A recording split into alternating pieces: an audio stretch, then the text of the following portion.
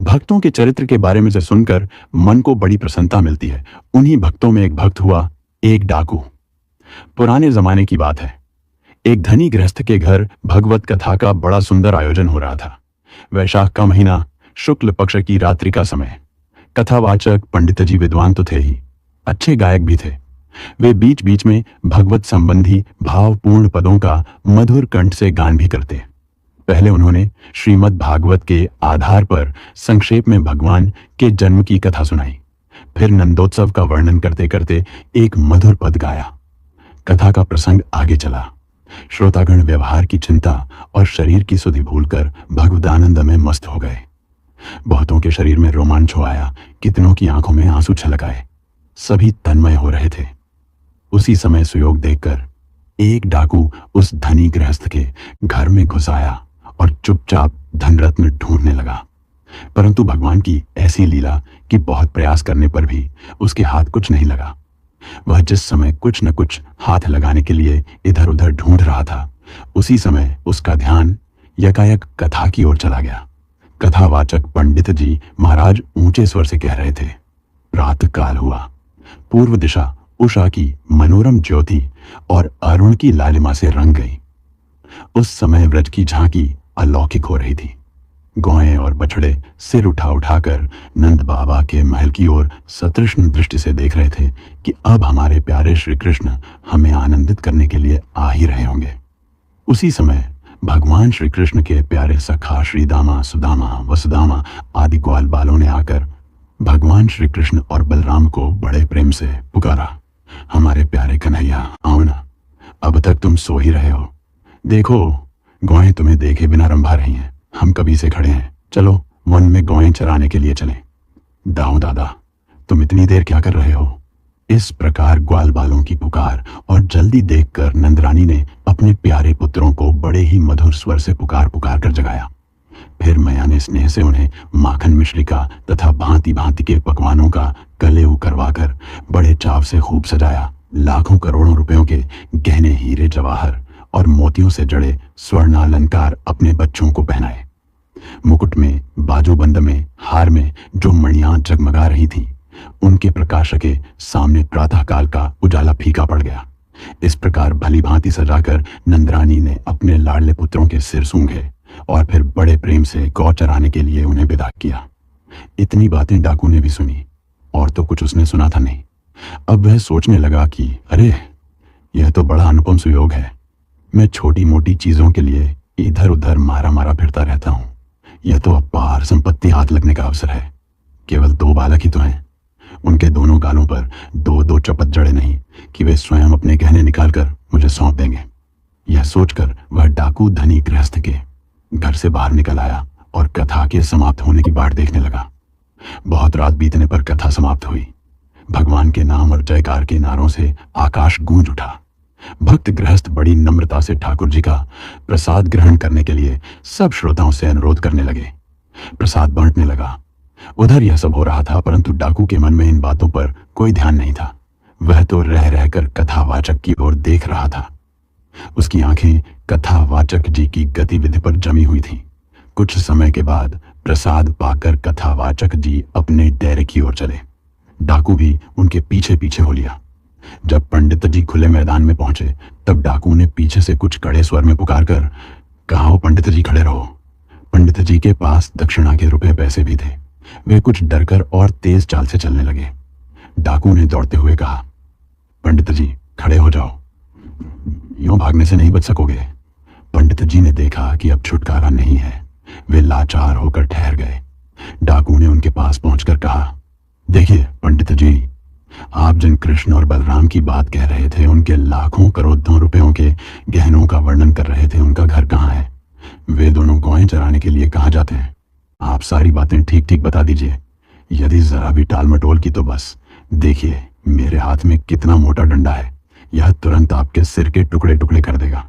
पंडित जी ने देखा, उसका लंबा चौड़ा दैत्य सा शरीर बड़ा ही बलिष्ठ है। मजबूत हाथों में मोटी लाठी है। आंखों से क्रूरता टपक रही है। उन्होंने सोचा, हो न हो यह कोई डाकू है। फिर साहस बटोर कर कहा, तुम्हारा उनसे क्या काम है? डाकू ने तनिक जोर देकर कहा, जरूरत है। पंडित जी बोले, जरूरत बताने में कुछ अड़चन है क्या? डाकू ने कहा, पंडित जी मैं डाकू हूं, मैं उनके गहने लूटना चाहता हूं। गहने मेरे हाथ लग गए तो आपको भी अवश्य ही कुछ दूंगा। देखिए, टाल मटोल मत कीजिए। ठीक ठीक बताइए। पंडित जी समझ लिया कि यह वज्र मूर्ख है। अब उन्होंने कुछ हिम्मत करके कहा, तब इसमें डर किस बात का है? मैं तुम्हें सब कुछ बतला दूंगा, लेकिन यहाँ रास्ते में तो मेरे पास पुस्तक नहीं है। मेरे डेरे पर चलो, पुस्तक देखकर सब ठीक ठीक बतला दूंगा। डाकू उनके साथ साथ चलने लगा। डेरे पर पहुंचकर पंडित जी ने किसी से कुछ कहा नहीं।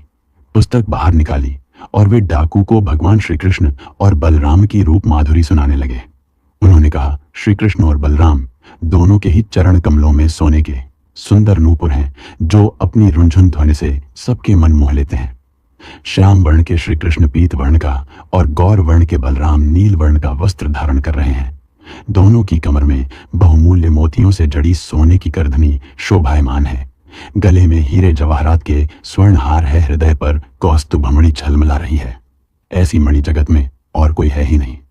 कलाई में रत्न जटित सोने के कंगन, कानों में मणिकुंडल, सिर पर मनोहर मोहन चूड़ा, घुंघराले काले काले बाल, ललाट पर कस्तूरी का तिलक, होठों पर मंद मंद मुस्कान, आंखों से मानो आनंद और प्रेम को वर्षा हो रही है। श्री कृष्ण अपने कर कमलों में सोने की वंशी लिए उसे अधरों से लगाए रहते हैं। उनकी अंग कांति के सामने करोड़ों सूर्यों की कोई गिनती नहीं।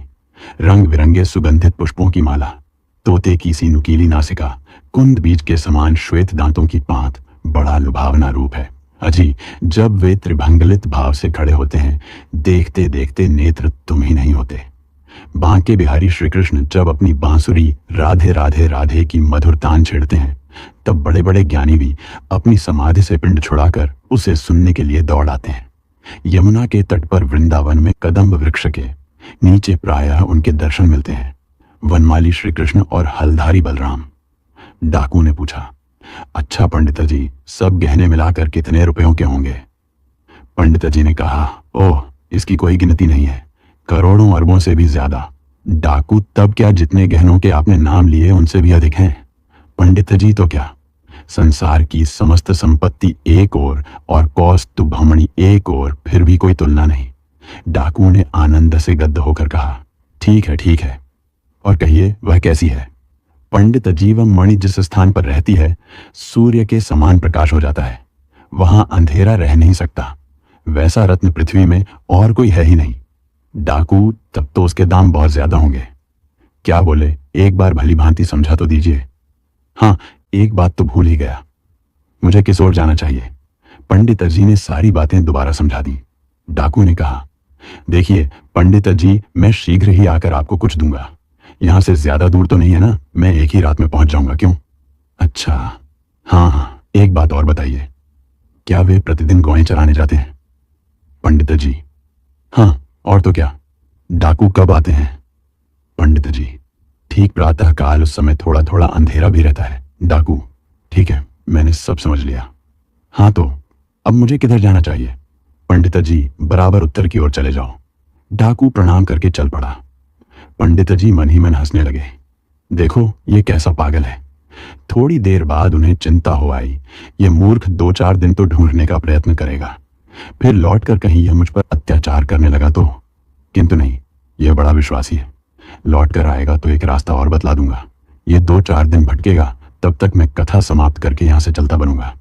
इससे पिंड छुदाने का और उपाय ही क्या है। पंडित जी कुछ कुछ निश्चिंत हुए। डाकू अपने घर गया। उसकी भूख, प्यास, नींद सब उड़ गई। वह दिन रात गहनों की बात सोचा करता। चमकीले गहनों से लदे दोनों नयन मनहरण बालकुस की आंखों के सामने नाचते रहते। डाकू के मन में एक ही धुन थी।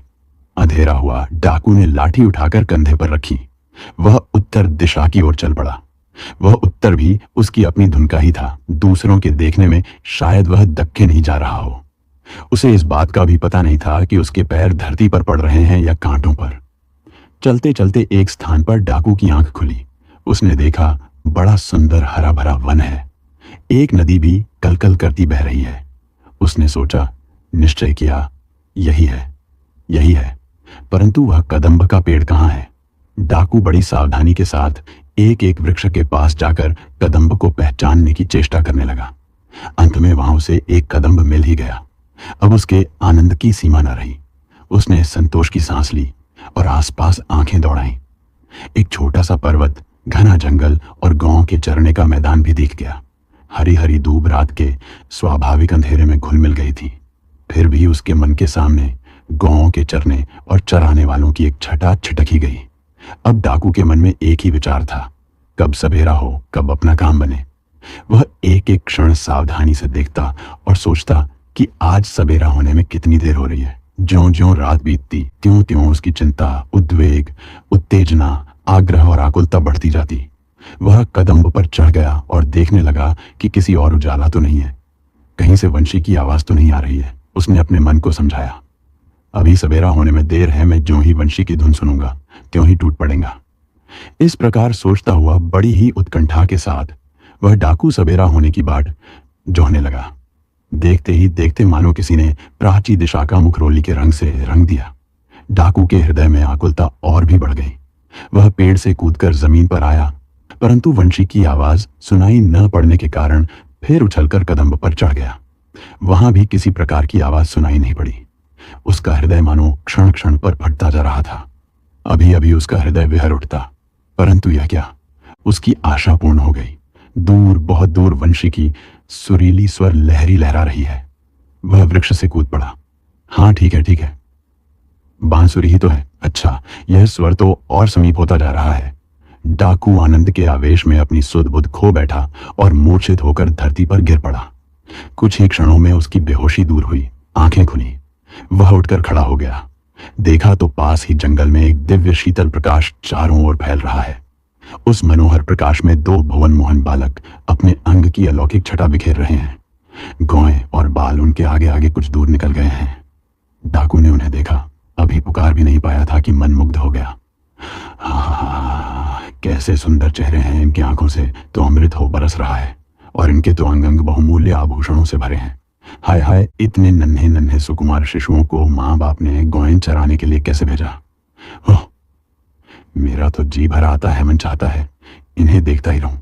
इनके गहने उतारने की बात कैसी, इन्हें तो और भी सजाना चाहिए।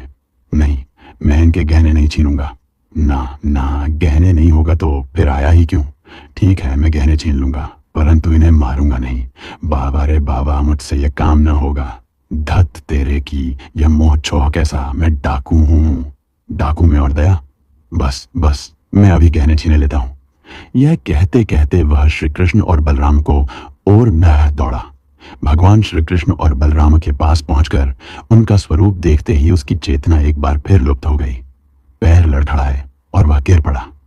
फिर उठा, कुछ देर टकटकी लगाए देखता रहा, आंखें आंसुओं से भर आईं।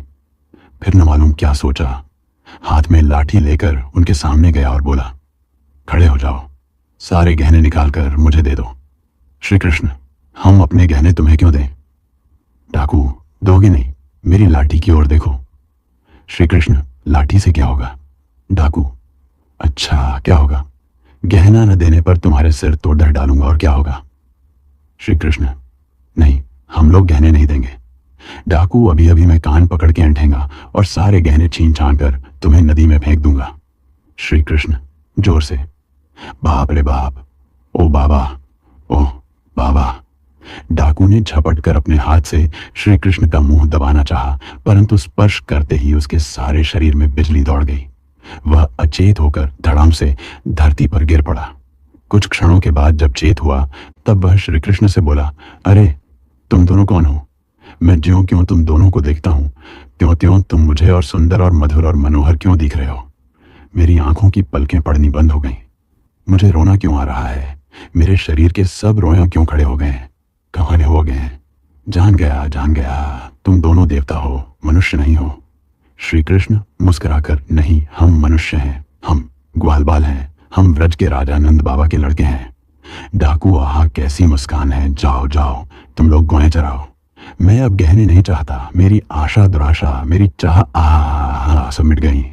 हाँ, मैं चाहता हूं कि तुम दोनों के सुरंगद्रों में अपने हाथों और भी गहने पहनाऊं। जाओ। हाँ, एक बार अपने दोनों लाल लाल चरण कमलों को तो मेरे सिर पर रख दो। हाँ, जरा हाथ तो इधर करो। मैं एक बार तुम्हारी खिग्ध हथेलियों का चुंबन करके अपने प्राणों को तुम कर लूं। ओह, तुम्हारा स्पर्श कितना शीतल, कितना मधुर। धन्य धन्य तुम्हारे मधुर स्पर्श से हृदय की ज्वाला शांत हो रही है। आशा अभिलाषा मिट गई। जाओ, हाँ हाँ, अब तुम जाओ, मेरी भूख प्यास मिट गई। अब कहीं जाने की इच्छा नहीं होती। मैं यहीं रहूंगा। तुम दोनों रोज इसी रास्ते से जाओगे ना? एक बार, केवल एक क्षण के लिए, प्रतिदिन। हाँ, प्रतिदिन मुझे दर्शन देते रहना। देखो, भूलना नहीं। किसी दिन नहीं आओ कि दर्शन नहीं दोगे तो याद रखो, मेरे प्राण छटपटाकर छूट ही जाएंगे। श्री कृष्ण, अब तुम हम लोगों को मारोगे तो नहीं? गहने तो नहीं छीन लोगे? हाँ, ऐसी प्रतिज्ञा करो तो हम लोग प्रतिदिन आ सकते हैं। डाकू प्रतिज्ञा, 4 प्रतिज्ञा। अरे भगवान की शपथ, तुम लोगों को मैं कभी नहीं मारूंगा। तुम्हें मार सकता हो ऐसा कोई है जगत में? तुम्हें तो देखते ही सारी शक्ति गायब हो जाती है, मन ही हाथ से निकल जाता है। फिर कौन मारे और कैसे मारे? अच्छा, तुम लोग जाओ। श्री कृष्ण, यदि तुम्हें हम लोग गहना दें तो लोगे? डाकू गहना? गहना अब गहने क्या होंगे? अब तो कुछ भी लेने की इच्छा नहीं है। श्री कृष्ण, क्यों नहीं? ले लो, हम तुम्हें दे रहे हैं ना, ना। डाकू, तुम दे रहे हो, तुम मुझे दे रहे हो, तब तो लेना ही पड़ेगा। परंतु तुम्हारे माँ बाप तुम पर नाराज होंगे, तुम्हें मारेंगे तो। श्री कृष्ण, सही नहीं, नहीं, हम राजकुमार हैं। हमारे पास ऐसे ऐसे न जाने कितने गहने हैं। तुम चाहो तो तुम्हें और भी बहुत से गहने दे सकते हैं। डाकू, मैं क्या करूंगा? हाँ, परंतु तुम्हारी बात टाली भी तो नहीं जाती। क्या तुम्हारे पास और गहने हैं? सच बोलो। श्री कृष्ण है, नहीं तो क्या हम बिना हुए ही दे रहे हैं? लो, तुम इन्हें न ले जाओ। भगवान श्री कृष्ण अपने शरीर पर से गहने उतार कर देने लगे। डाकू ने कहा, देखो भाई, यदि तुम देना ही चाहते हो तो मेरा यह दुपट्टा ले लो और इसमें अपने हाथों से बांध दो। किंतु देखो लाला, यदि तुम मेरी इच्छा जानकर बिना मन के दे रहे हो तो मुझे गहने नहीं चाहिए। मेरी इच्छा तो अब बस एक यही है कि रोज एक बार तुम्हारे मनोहर मुखड़े को मैं देख लिया करूं और एक बार तुम्हारे चरण तल से अपने सिर का स्पर्श वहां करा लिया करूं। श्री कृष्ण, नहीं, बेमन की बात रहा। कैसी तुम फिर आना, तुम्हें इस बार और गहने देंगे। श्री कृष्ण ने उसके दुपट्टे में सब गहने बांध दिए। डाकू ने गहने की पोटली हाथ में लेकर कहा, क्यों भाई, मैं फिर आऊंगा तो तुम मुझे और गहने दोगे ना? गहने चाहे ना देना, थामतीमान, हाँ ना, परंतु दर्शन जरूर देना। श्री कृष्ण ने कहा, अवश्य, गहने भी और दर्शन भी दोनों। डाकू गहने लेकर अपने घर के लिए रवाना हुआ। डाकू आनंद के समुद्र में डूबता उतराता घर लौटा। दूसरे दिन रात के समय कथावाचक पंडित जी के पास जाकर सब वृत्तांत कहा और गहनों की पोटली उनके सामने रख दी। बोला, देखिए पंडित जी, कितने गहने लाया हूं। आपकी जितनी इच्छा हो ले लीजिए पंडित जी। उसने और गहने देना स्वीकार किया है। पंडित जी तो ये सब देख सुनकर चकित रह गए। उन्होंने बड़े विस्मय के साथ कहा, मैंने जिनकी कथा कही थी उनके गहने ले आया। डाकू बोला, तब क्या? देखिए ना, ये सोने की वंशी, यह सिर का मोहन चूड़ामणि। पंडित जी हक्के बक्के रह गए। बहुत सोचा, बहुत विचारा, परंतु वे किसी निश्चय पर नहीं पहुंच सके। जो अनादि अनंत पुरुषोत्तम है, बड़े बड़े योगी सारे जगत को तिनके के समान त्याग कर भूख प्यास नींद की उपेक्षा करके सहस्र सहस्र वर्ष पर्यंत जिनके ध्यान की पेशा करते हैं, परंतु दर्शन से वंचित ही रह जाते हैं, उन्हें यह डाकू दिखाया, उनके गहने ले आया। ना, असंभव हो नहीं सकता। परंतु यह क्या, यह चूड़ामणि, यह बांसुरी, ये गहने सभी तो अलौकिक हैं। इसे ये सब कहाँ, किस तरह मिले? कुछ समझ में नहीं आता। क्षण भर ठहरकर पंडित जी ने कहा, क्यों भाई, तुम मुझे उसके दर्शन करा सकते हो। डाकू क्यों नहीं, कल ही साथ चलिए ना। पंडित जी पूरे अविश्वास के साथ केवल उस घटना का पता लगाने के लिए डाकू के साथ चल पड़े और दूसरे दिन नियत स्थान पर पहुंच गए। पंडित जी ने देखा, एक सुंदर सा वन है, छोटी सी नदी बह रही है, बड़ा सा मैदान और कदम्ब का वृक्ष भी है। वह व्रज नहीं है, यमुना नहीं है, पर है कुछ वैसा ही। रात बीत गई। सवेरा होने के पहले ही डाकू ने कहा, देखिए पंडित जी, आप नए आदमी हैं, आप किसी पेड़ की आड़ में छिप जाइए, वह कहीं आपको देखकर ना आए तो। अब प्रातः काल होने में विलंब नहीं है, अभी आएगा। डाकू पंडित जी से बात कर ही रहा था कि मुरली की मोहक ध्वनि उसके कानों में पड़ी।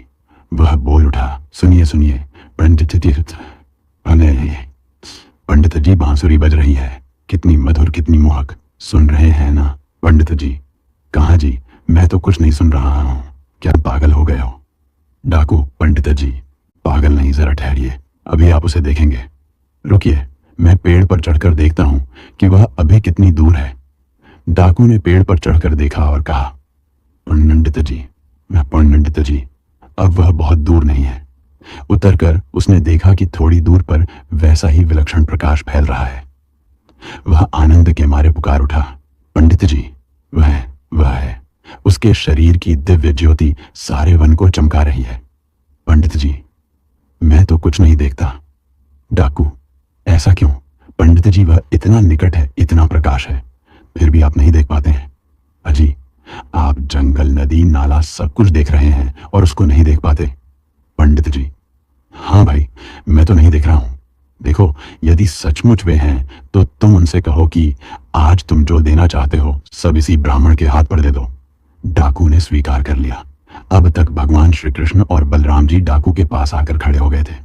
डाकू ने कहा, आओ आओ, मैं आ गया हूं, तुम्हारी बाट जो रहा था। श्री कृष्ण कहने लगे, डाकू, नहीं भाई, मैं गहने नहीं लूंगा। जो तुमने दिए थे वे भी तुम्हें देने के लिए लौटा लाया हूं, तुम अपना सब ले लो। लेकिन भैया, ये पंडित जी मेरी बात पर विश्वास नहीं कर रहे हैं। विश्वास कराने के लिए ही मैं इन्हें साथ लाया हूं। मैं तुम्हारी वंशी ध्वनि सुनता हूं, तुम्हारी अंग कांति से चमकते हुए वन को देखता हूं, तुम्हारे साथ बातचीत करता हूं, परंतु पंडित जी यह सब देख सुन नहीं रहे हैं। यदि तुम इन्हें नहीं दिखोगे तो ये मेरी बात पर विश्वास नहीं करेंगे। श्री कृष्ण, अरे भैया, अभी ये मेरे दर्शन के अधिकारी नहीं है। बूढ़े, विद्वान अथवा पंडित हैं तो क्या हुआ? डाकू, नहीं भाई, मैं बलिहारी जाऊं तुम पर, उनके लिए जो कहो वही कर दूं, परंतु एक बार इन्हें अपनी बाकी झांकी जरूर दिखा दो। श्री कृष्ण ने हंसकर कहा, अच्छी बात, तुम मुझे और पंडित जी को एक साथ ही स्पर्श करो। डाकू के ऐसा करते ही पंडित जी की दृष्टि दिव्य हो गई। उन्होंने मुरली मनोहर पीतांबरधारी श्याम सुंदर की बाकी झांकी के दर्शन किए। फिर तो दोनों निहाल होकर भगवान के चरणों में गिर पड़े। आपको यह कथा कैसी लगी जरूर बताइए। हरे कृष्ण।